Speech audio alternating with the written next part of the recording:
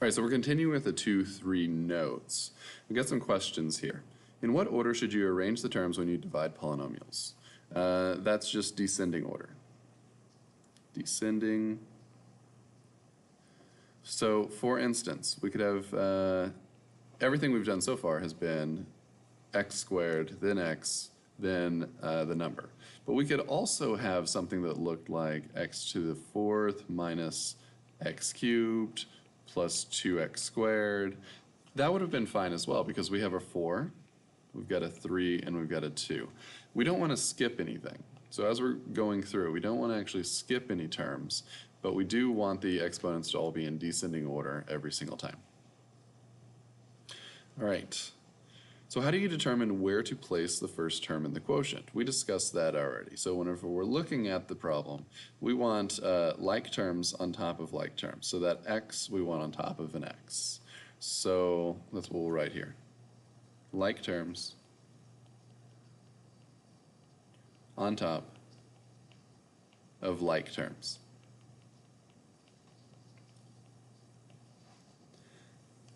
How do you know when you are finished dividing the polynomial? So we discussed that as well on this problem. So we know that we're finished dividing the problem when the remainder is smaller than your divisor. When the remainder is smaller than the divisor. When the remainder is smaller than the divisor. Lastly, when you divide a polynomial by a binomial and there is no remainder, or the remainder equals 0, what does that tell you about the quotient?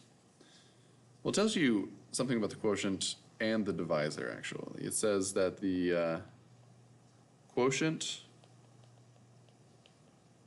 and the divisor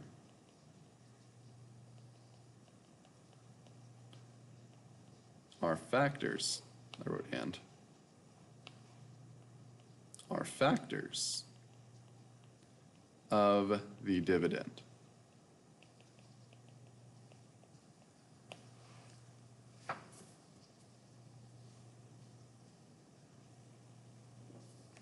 All right, so we answered the questions. We're going to move on to example 2 now. Example 2. Is x squared plus 1 a factor of b of x is equal to 3x to the fourth minus 4x cubed plus 12x squared plus 5? If it is, write b of x as a product of two factors. So we're asked to determine whether or not x squared plus 1 is a factor of b of x. We discussed just literally right now how we know if something is a factor.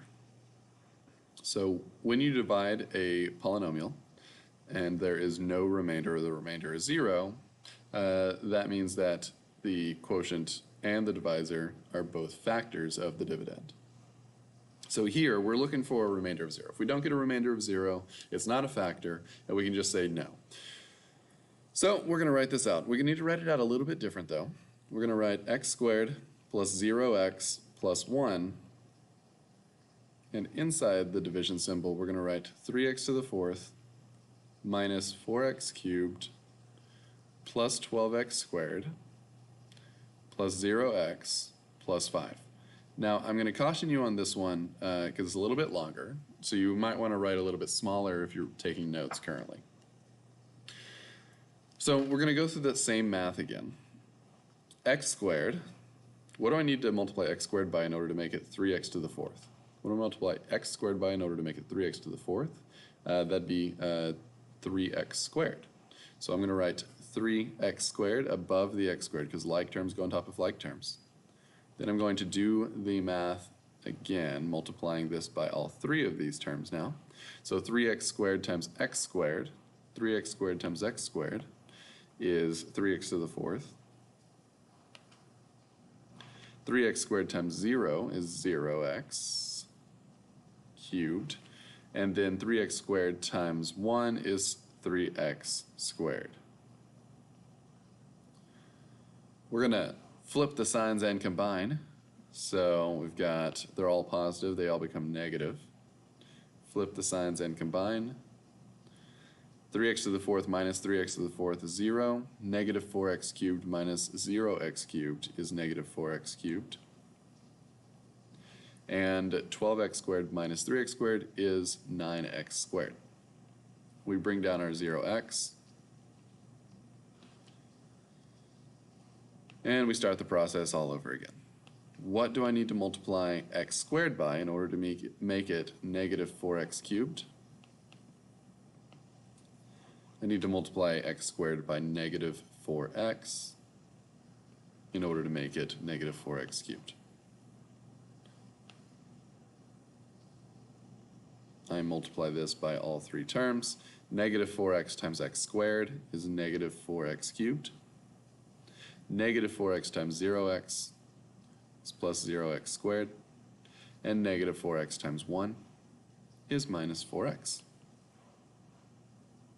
We flip our signs and combine.